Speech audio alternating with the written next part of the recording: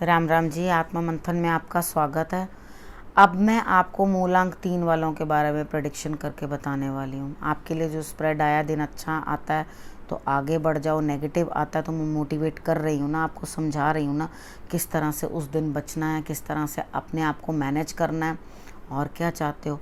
उसके बाद फ्रेंड और शत्रु आपके दोनों को किस तरह से डील करना है, किस तरह से आगे बढ़ना है, वो भी आपको जो है मालूम पड़ जाएगा, किस तरह से आपने वहाँ से निकलना है। ठीक है, अब हम संडे की जो है प्रेडिक्शन कर लेते हैं। संडे वाले दिन मुझे ऐसा लगता है आप फैमिली के कामों में लगे हुए हो, दिल और दिमाग बड़ा शांत है, आपको कोई दिक्कत नहीं है, कोई परेशानी नहीं है। घर के कुछ कार्य हैं बच्चों के लिए करना या अपने परिवार के लिए करना, आप उस चीज़ के अंदर जो है संलग्न है। लेकिन दिमाग के अंदर भी कोई आपका इस तरह की कोई गड़बड़ नहीं है कि आप टेंशन में हो या कुछ हो, आप एकदम शांत हो। आप मेडिटेशन ज़रूर कर लेना संडे वाले दिन, ठीक है, और ईश्वर की आराधना ज़रूर करना, मेडिटेशन ज़रूर करना, तो आपके लिए रिज़ल्ट्स जो हैं वो अच्छे आएंगे। गाय की सेवा कर देना इस दिन और भी बढ़िया हो जाएगा।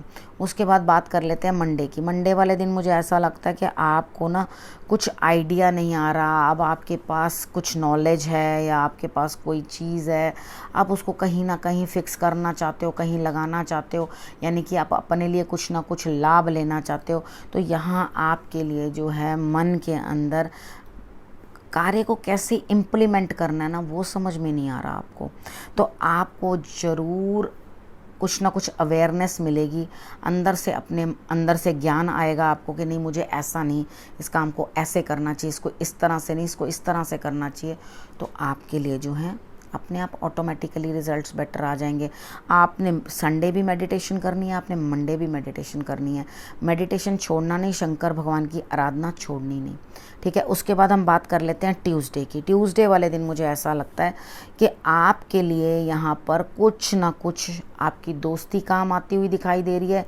ईश्वर आपको कुछ ना कुछ साइंस दे रहे हैं, यानी कि समझा रहे हैं कि ये ऐसे नहीं ऐसे होगा। कई बार होता है कि हमें नेचर खुद ही खुद साइंस दिखाने लगती है, ठीक है, वो हमें समझ में नहीं आते, तो वो अपने आप ऑटोमेटिकली हमें साइंस दिखाती है, नेगेटिव होने वाला हो तो और पॉजिटिव होने वाला हो तो। यानी कि कोई भी ग्रह, कोई भी नेचर का कोई भी काम जो है बिना नॉक नॉक करे हुए डोर को नहीं आता, यानी कि वो भी इतने डिसिप्लिन्ड हैं कि पहले वो आपको सब इंटीमेट करेंगे कि हम आने वाले हैं, ठीक है, और उसके बाद एंट्री करेंगे। आप समझ पाए तो बहुत अच्छा, और नहीं समझे तो फिर आप भुगतो, ठीक है। उसके बाद नेक्स्ट आपकी फ्रेंडशिप जो है वो यहाँ ट्यूसडे वाले दिन काम आने वाली है। हनुमान जी की आराधना करना बिल्कुल मत भूलना। गुड़ और चावल हनुमान जी के मंदिर में ज़रूर दे देना, क्योंकि यहाँ जो फ्रेंडशिप का कॉम्बिनेशन आ रहा है आपके साथ वो आपको लाभ देगा। और अपनी इंट्यूशन को फॉलो करना, यानी कि जो आपका मन उस समय गवाही देना, बस उसी बात को समझ जाना। अगर किसी के साथ कोई पुराना मतभेद है तो उसे अपने दिल में मत लगाना, क्योंकि आपको उसे छोड़ना ही पड़ेगा। हम दूसरे की बात को तो इतना तूल दे देते हैं, लेकिन खुद हम किसी को कुछ भी बोलते हैं, उस चीज़ को हम चाहते हैं हमें तुरंत कोई क्षमा कर दे, लेकिन हम उसके लिए इतने बड़ा पहाड़ बना देते हैं, तिल का पहाड़ बना देते हैं कि उसके साथ हमने जो है बिल्कुल कोई ताल्लुक नहीं रखना। तो यहाँ आपने इस चीज़ को ध्यान रखना है और उसके अकॉर्डिंग ही आगे बढ़ना है, ठीक है। अब वेडनेसडे की बात कर लेते हैं। वेडनेसडे वाले दिन मुझे ऐसा लगता है कि आपका दिन उतना अच्छा नहीं है, ठीक है। आपको किसी ना किसी चीज़, कोई चीज़ आपके हाथ से छूट जाएगी, कोई काम छूट गया, कोई दिक्कत हो गई, आपको मतलब दुख लगेगा कि ये चीज़ का मेरा नुकसान हो गया।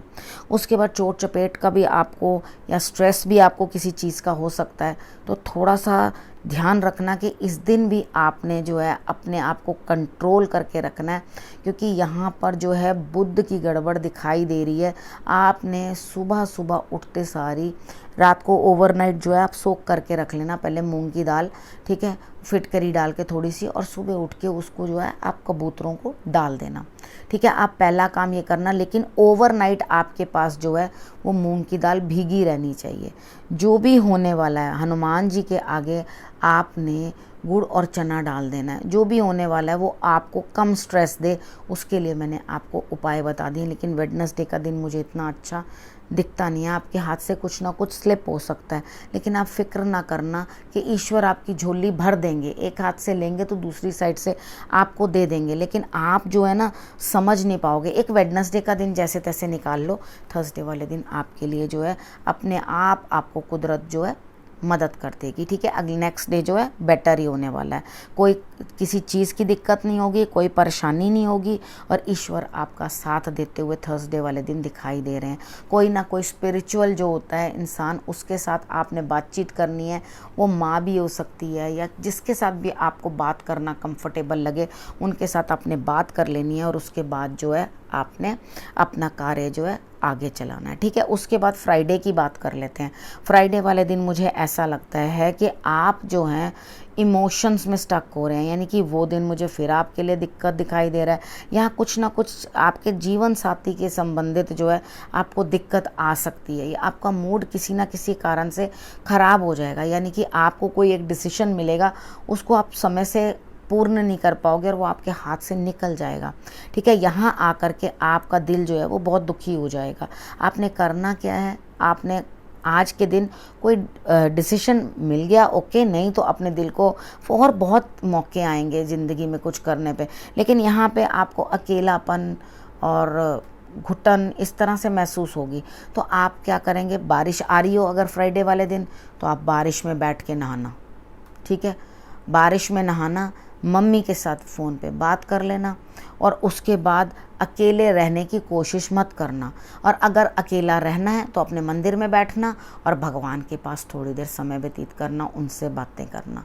अगर आप उनसे बातें करते समय निकाल दोगे तो डेफिनेटली आपके लिए अच्छा रहेगा। मगर हाँ, आप रोने वाले हो, उदास रहने वाले हो, तो अपने आप को इस दिन थोड़ा सा संभाल के रखना। ठीक, उसके बाद हम बात कर लेते हैं सैटरडे की। सैटरडे वाले दिन मुझे ऐसा लगता है कि कोई ना कोई लेडी जो है वो आपकी हेल्प करती हुई दिखाई देती है, यानी कि आपको सपोर्ट करती हुई दिखाई देती है। आपको फाइनेंशियल हेल्प देगी, आपको वैसे सपोर्ट कर सकती है।